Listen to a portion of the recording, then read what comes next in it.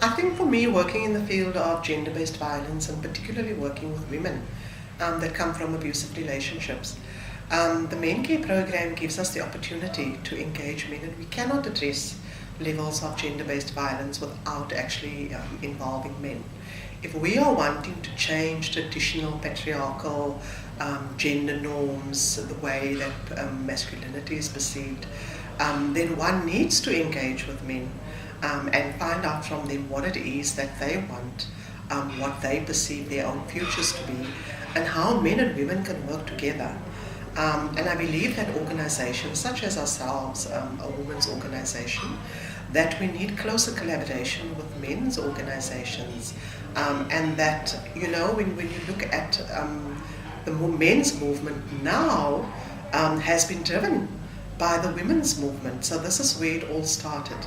I think we've reached the point now where we cannot work in silos any longer, and that men and women organizations needs to collaborate. We need to pool our expertise, we need to pool our resources to be able to make a difference out there.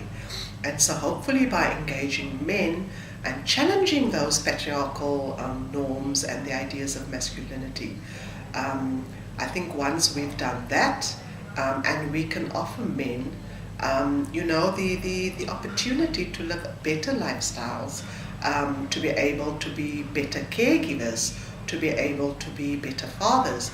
I believe that these are the things that men want. I think for a lot of men, the notion about this is what I really want, how do I get there? And I think this for us is important as practitioners.